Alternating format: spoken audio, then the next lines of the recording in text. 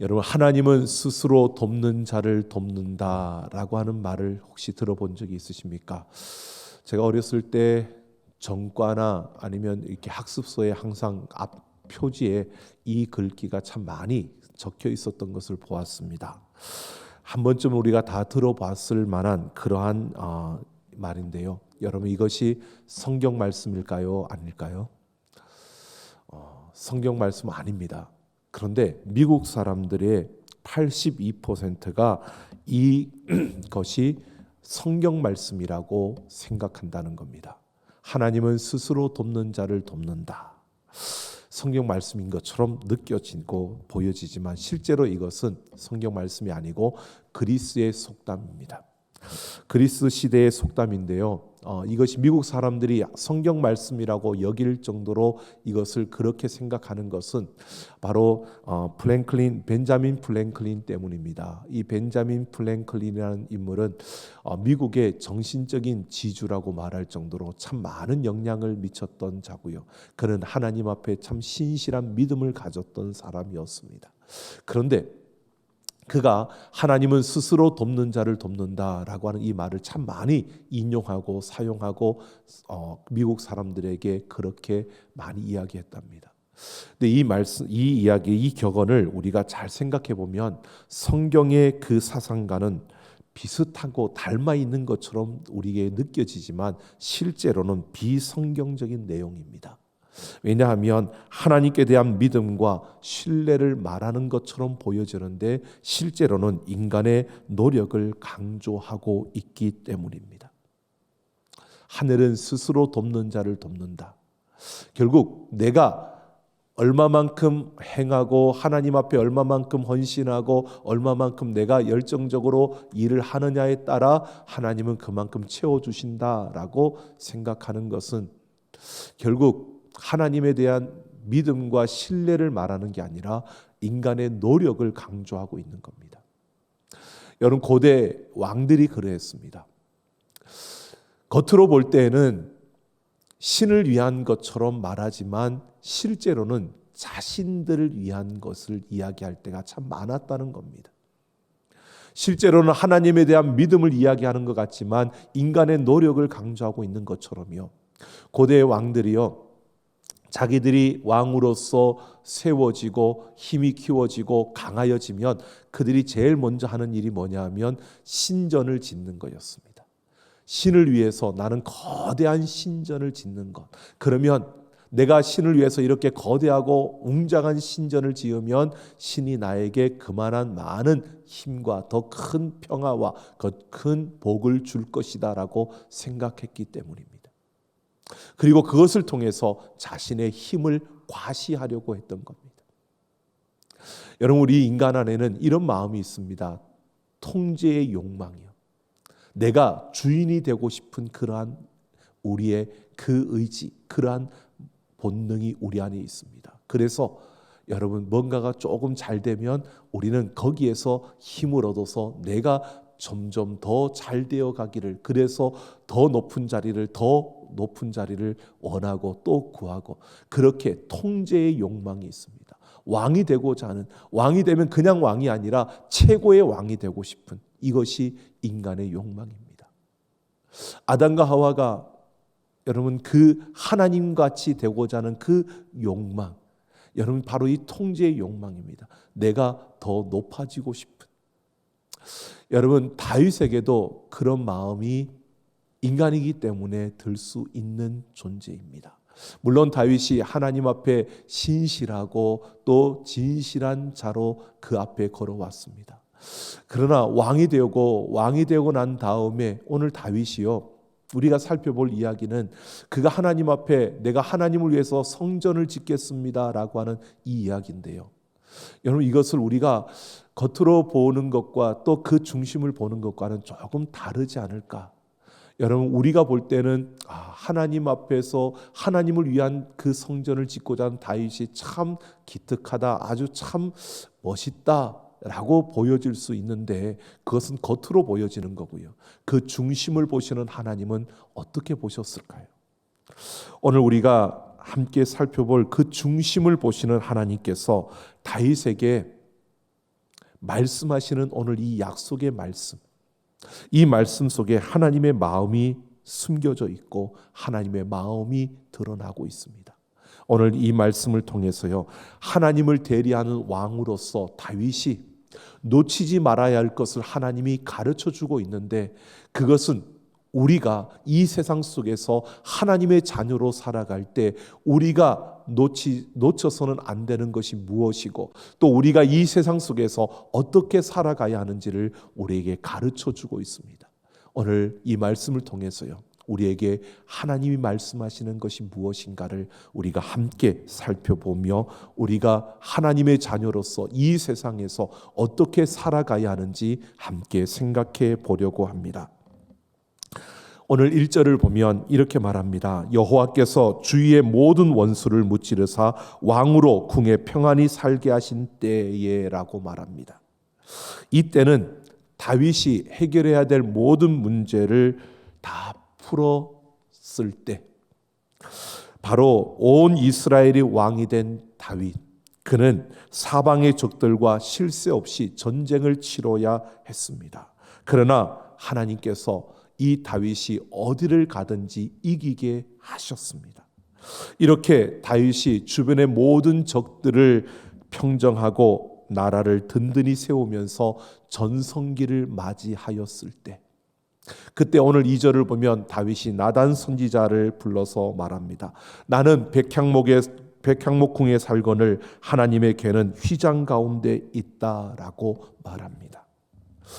여러분, 다윗이 지금 자기는 백향목 궁전에서 정말 화려하고 아름답게 호화롭게 살아가고 있는데, 하나님의 법궤는 여전히 초라한 그 천막 장막에 있다. 그러니까 그 하나님을 위해서 내가 성전을 짓고 싶다라고 하는 말을 하는 겁니다. 그러자 나단 선지자가요, 그 다윗의 이야기를 듣고 하나님도 크게 기뻐하실 것이라고 반응을 합니다. 겉으로 볼 때는 다윗이 하나님을 위해서 이 성전을 짓겠다라고 하는 것이기 때문에 그것을 보는, 그 중심을 보지 못하는 나단의 그 모습 속에서는 하나님도 크게 기뻐하실 거야, 이거는 하나님이 원하시는 것일 거야 라고 한 겁니다. 그런데 보십시오, 오늘 5절을 보면요, 그 밤에 하나님께서 나단 선지자를 통해서 다윗에게 뭐라고 말씀하시냐면, 내가 나를 위하여 내가 살 집을 건축하겠느냐라고 반문을 하십니다. 이건 반어적인 질문인데요, 이건 뭐냐 하면 건축할 수 없다는 겁니다. 너는 성전을 지을 수 없다라고 하나님께서 말씀하고 있는 겁니다. 자, 그 중심을 보시는 하나님께서요, 다윗에게 하나님의 성전을 지을 수 없다고 말씀하십니다. 그러면서 하나님은 내가 이스라엘 자손을 애굽에서 인도하여 내던 날부터 오늘까지 나는 집에 살지 아니하고 장막과 성막 안에서 다녔다라고 말씀하십니다. 그러니까 하나님께서 다윗의 원하는, 다윗이 성전을 짓겠다고 하는데 그 중심을 보시는 하나님께서는요, 아니다, 그럴 수 없다.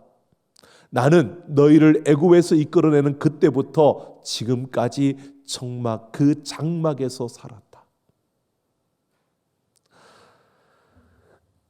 내가 누구에게도 성전을 지어달라고 내가 요구하지 않았다라고 하나님 말씀하십니다.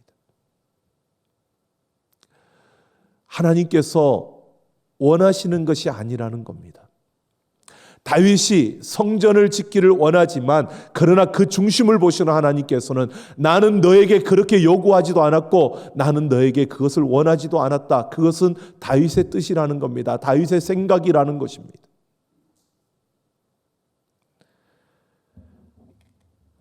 하나님이 다윗의 그 마음을 읽고 하나님이 그 성전을 건축하지 못하게 하셨습니다.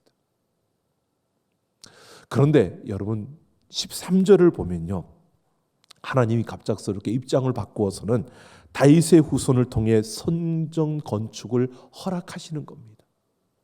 그래, 성전을 지어라. 그리고 너희가 아닌 내 후손을 통해서 짓겠다라고 하나님이 말씀하시는 겁니다. 여러분, 우리가 잘못 생각하면 하나님이 굉장히 변덕스럽다라고 생각할 수도 있는데요. 여러분 보십시오. 그런 것이 아니고요. 하나님이 왜 허락지 않으셨던 하나님이 금방 다시 성전을 지으라고 말씀하실까요? 누가 짓느냐를 떠나서 하나님이 성전을 나는 원하지 않는다라고 하셨는데 하나님이 지어라라고 말하는 겁니다. 왜 그러셨을까요? 여러분, 하나님은 이 성전 건축을 통해서 특정 장소에 매여지는 것을 하나님은 거부하신 겁니다. 여러분, 그렇다라고 우리는 그렇게 생각할 수 있습니다.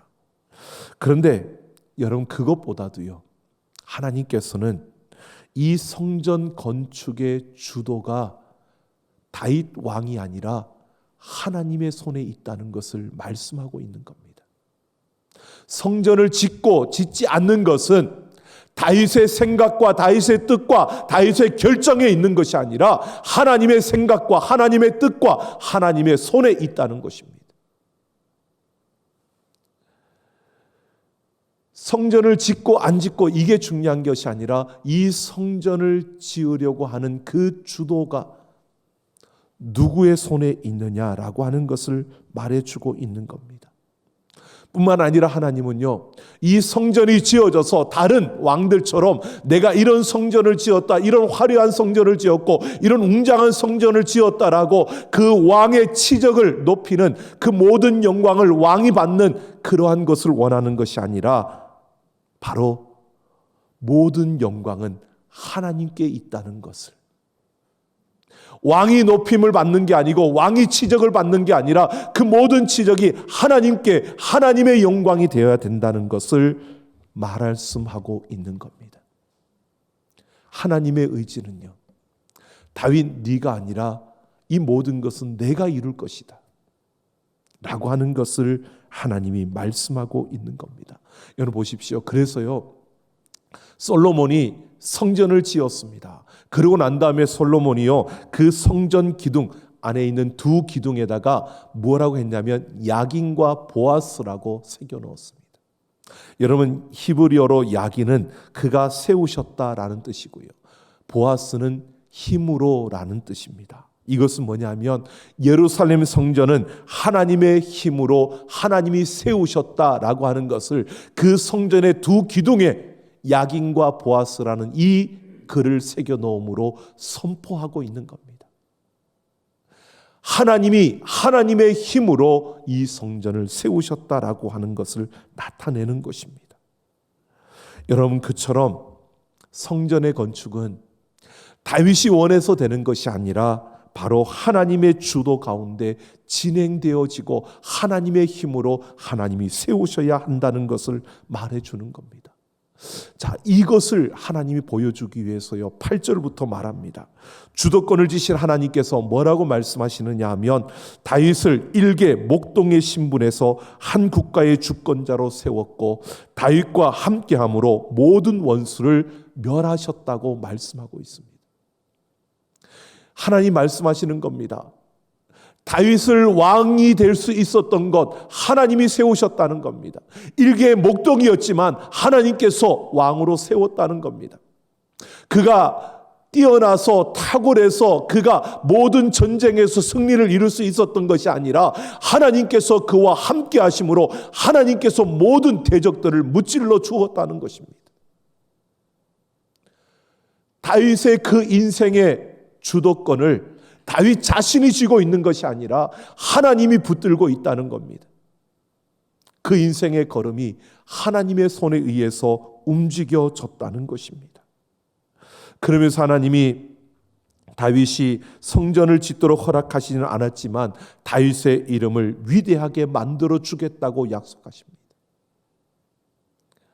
하나님이 그의 인생을 붙드셔서 왕으로 세웠고 모든 대적들을 물리치며 전성기를 맞이하게 하셨고 이제 모든 걸음이 하나님 손안에 있는데 하나님께서 그 이름을 아름답게 높여주시겠다는 겁니다. 여러분, 실제로 이스라엘의 역대 왕들 40여 명의 왕들 중에서요, 가장 위대한 존귀한 왕은 다윗밖에 없습니다. 그 다윗을 능가할 왕은 없었습니다. 여러분, 그래서 그 후대의 역대 그 왕들의 이야기를 써놓은 역대기를 보면요, 역대상하를 보면 모든 왕들을 평가할 때 그 기준이 다윗이었습니다. 다윗 왕의 기준에 따라서 모든 왕들을 평가하고 있습니다.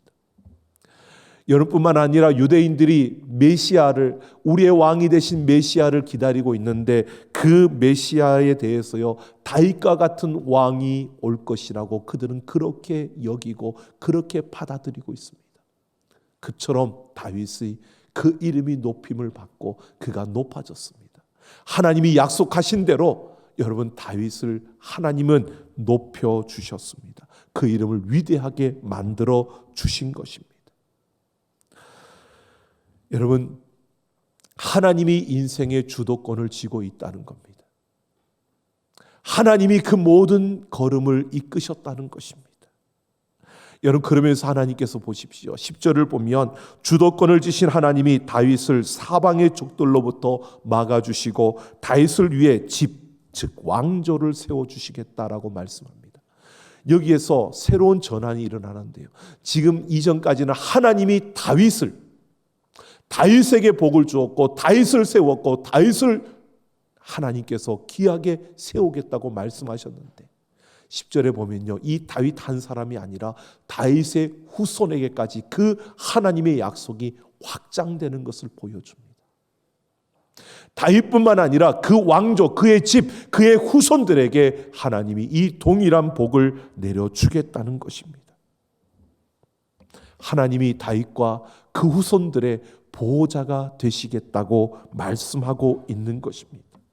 그러면서 12절을 보면 다윗의 씨가 다윗의 뒤를 잇게 될 것이라고 말합니다. 하나님은 다윗 왕조의 지속성을 다윗의 후손을 통해서 왕조의 견고함을 약속해 주고 있는 것입니다. 그러면서 하나님은 다윗의 후손을 통한 성전 건축을 허락하십니다. 동시에 그 나라의 왕위를 영원히 견고하게 하시겠다고 약속해 주고 있습니다. 바로 하나님께서 다윗에게 말씀해 줍니다. 비록 성전을 짓겠다는 다윗의 그 모습 속에서 하나님이 그것을 아니다라고 말씀하셨습니다. 그러면서 하나님은 너의 인생은 내 손안에 있었고 너의 인생을 주도해온 것은 바로 하나님이었다는 것을 그에게 말씀하시면서 너를 위대하게 만들어 주겠다라고 약속하셨습니다. 그것을 더 넓게 그 후손들에게 말씀하시며 이제는 내 왕조, 내 자녀들도 견고하게 하나님이 세워주시겠다고 말씀하시는 겁니다. 여러분, 하나님께서요, 다윗에게 놀라운 약속을 하고 있는 겁니다. 그 중심을 보신 하나님께서요, 다윗이 원했던 것을 허락지 않았지만 그 인생의 주도권을 하나님이 쥐고 있다는 것을 안 다윗, 그는 이 말씀 앞에서 자신의 권리를 하나님 앞에 포기하는 겁니다. 하나님의 뜻을 따르기로 결정합니다. 여러분, 그런 다윗에게 하나님이 놀라운 은혜와 축복으로 자신의 삶의 주도권을 하나님께 내어드린 다윗에게 하나님이 주시는 최고의 선물을 지금 주고 있는 겁니다. 다윗은 이 최고의 선물을 받았습니다. 보십시오. 더 놀라운 것은요, 14절을 보면요, 하나님은 나는 그에게 아버지가 되고 그는 내게 아들이 되니라. 여러분, 하나님께서 이스라엘 백성들을 이끌어서 시내산에서 약속을 줄 때는 뭐라고 했냐면 나는 너희의 하나님이 되고 너희는 내 백성이 된다고 했습니다. 그런데 지금 다윗에게 뭐라고 약속하느냐면요, 한 걸음 더 나아가서 나는 너희의 아버지가 되고 너희는 내 아들이 된다. 하나님과 그의 백성이, 왕과 그의 백성이 아니라 이제는 더 가까워져서요, 아버지와 아들의 관계가 된다고 말씀하고 있는 겁니다. 하나님과 다윗과 그 후손들의 관계가 부자 관계로 이루어지는 겁니다. 그래서 이어지는 말씀을 보면 그가 만일 죄를 범하면 사람의 매와 인생의 채찍으로 징계하신다고 말합니다. 여러분, 부자의 관계라는 것은 한 가정, 한 가족이라는 거죠. 고대 이스라엘 사회에서 한 가정에서 자녀를 징계할 때, 자녀가 잘못했을 때는 매와 채찍을 사용했다고 합니다. 그러니까 지금 하나님께서는 내가 너희 아버지가 되고 너희가 내 자녀가 될 것이다, 이렇게 말씀하시면서 이제 내가 매와 채찍으로 너희를 다스릴 것이다, 이 말은요, 이제는 우리는 한 가족이다. 그래서 이 가족 안에서 자녀가 잘못했을 때 매와 채찍으로 징계하는 것처럼 내가 너희를 그렇게 다룰 것이라고 하나님께서 말씀하시는 겁니다. 그러면서 15절에서는 내가 내 앞에서 물러나게 한 사울에게서 내 은총을 빼앗은 것처럼 그에게서 빼앗지는 아니하리라 라고 약속합니다.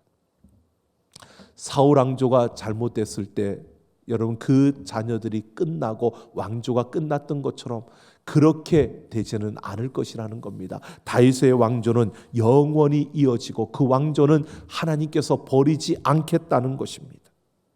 여러분, 그래서 다윗의 그 왕조는 버리지 않겠다는 이 약속이 이루어졌습니다. 여러분, 생각해 보십시오. 다윗의 그 왕조의 계보를 통해 예수 그리스도가 이 땅에 태어나셨습니다.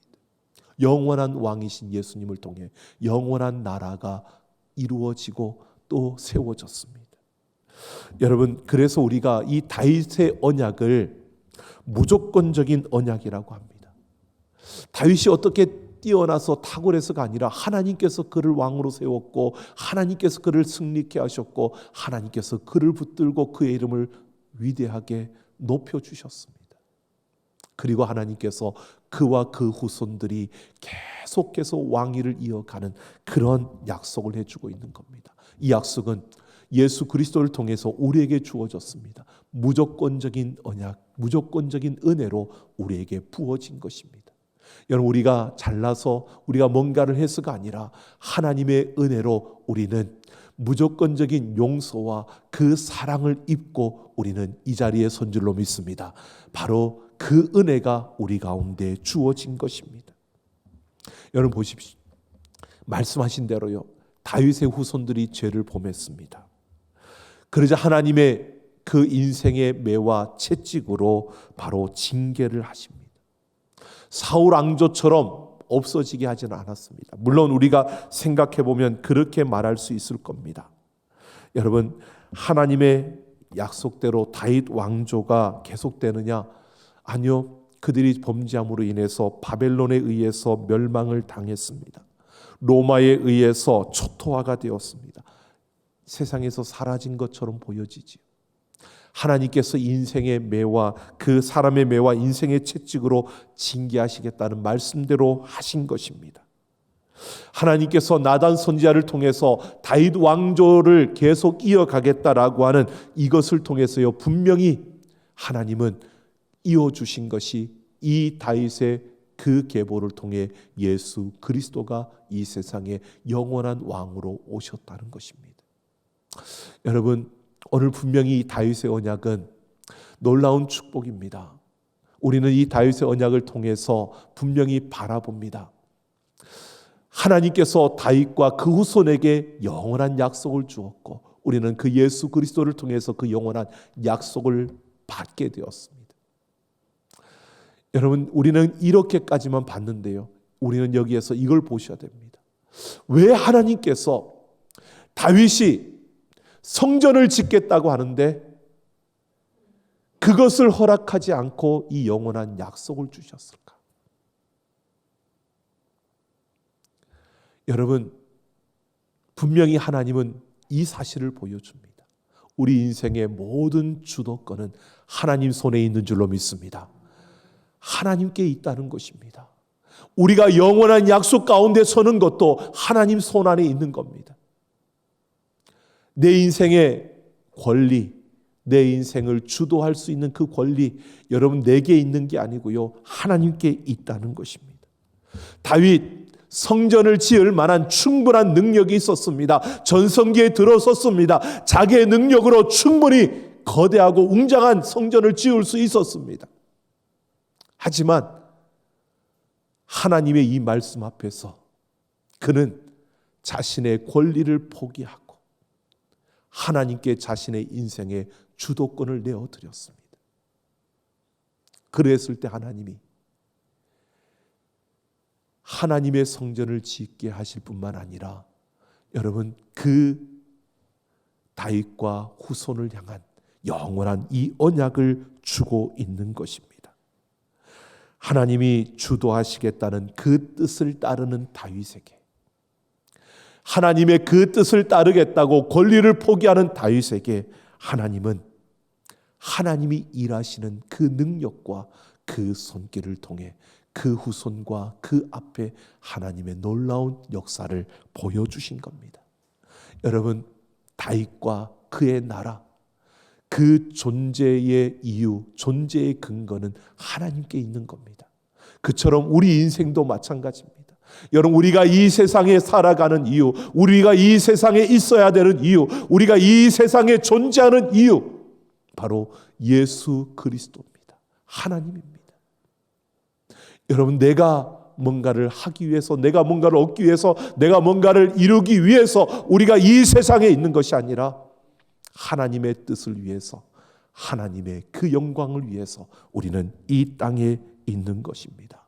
그래서 우리는 다윗처럼요, 하나님의 뜻 앞에서 내 권리를 포기하고 하나님께 나의 인생의 그 주도권을 내어드릴 때, 여러분, 우리를 통해 일하시는 하나님의 놀라운 은혜의 역사를 우리는 경험할 수 있고요, 그 길로 달려갈 수 있는 겁니다.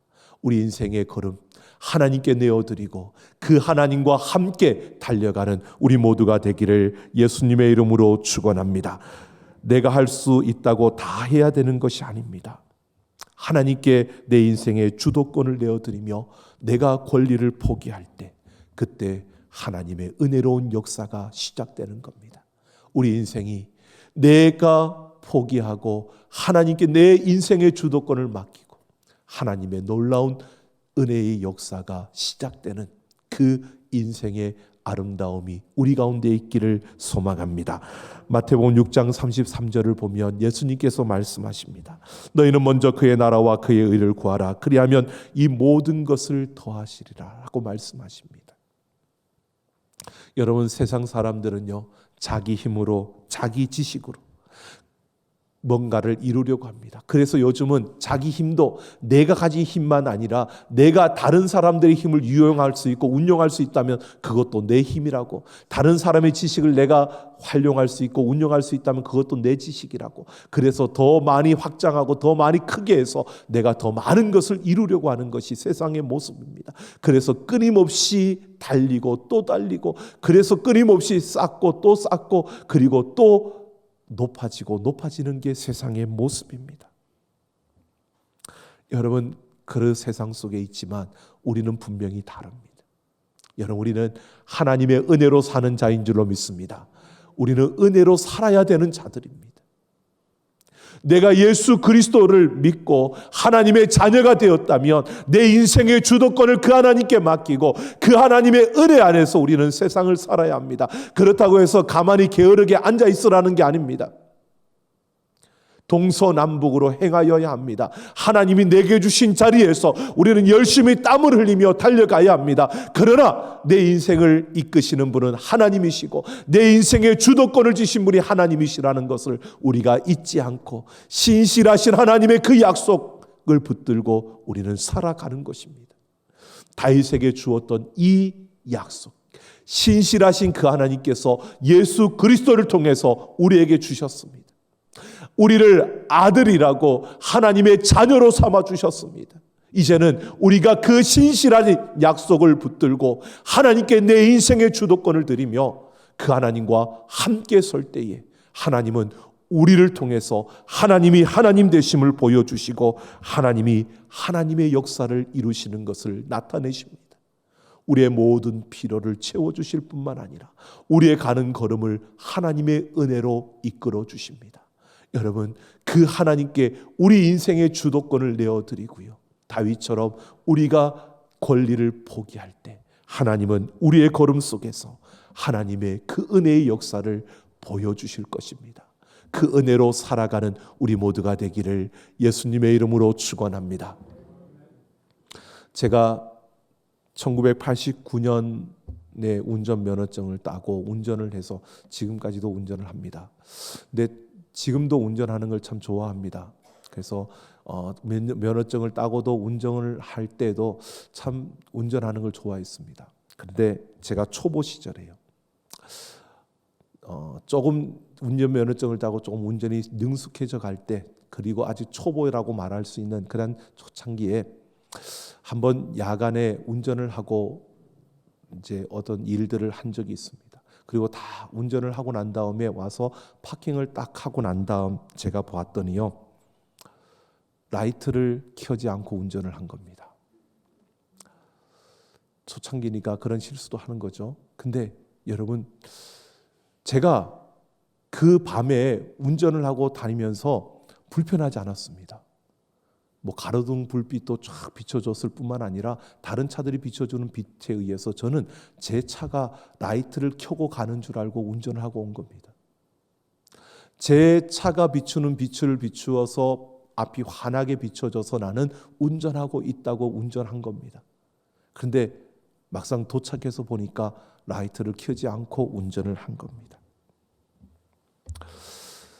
다른 사람들이 비춰주는 빛에 의해서 환한 그 앞길을 보면서 운전해 왔는데, 그런 은혜를 받았는데 은혜인 줄 모르고 내가 불을 켜고 온 줄로 알고 달려온 것입니다. 우리 인생도 그런 것 같습니다. 내가 한 줄 알았는데, 내가 열심히 달렸기 때문에 그 자리에 설 수 있었고, 내가 열심히 땀을 흘렸기 때문에 그 정도로 가질 수 있었고, 내가 열심히 공부했기 때문에 그렇게 높아질 수 있었고, 내가 남들 쉴 때 남들 놀 때 영어 단어 하나라도 더 외우려고 발버둥을 쳤기 때문에 내가 그렇게 할 수 있었고, 내가 그렇게 달렸기 때문에 내가 그 정도로 갈 수 있었다라고 생각했습니다. 그런데 인생을 돌아보니까요, 그게 아니더라고요. 다 하나님의 은혜였더라고요. 하나님이 이끌어 주셔서 왔더라고요. 하나님이 세워주셔서 그 자리에 섰더라고요. 라이트를 끄고 달려오면서 내가 라이트를 켜고 가는 것처럼 생각했던 그 모습처럼요, 내 인생도 내가 잘나서, 내가 뛰어나서, 내가 노력해서, 내가 그만큼 남들이 쉴 때 나는 그만큼 땀을 흘리고 노력했으니까 그래서 이루어진 줄로 착각했는데요, 하나님의 은혜로 살아왔던 것이 바로 인생이었습니다. 그것을 몰랐더라고요.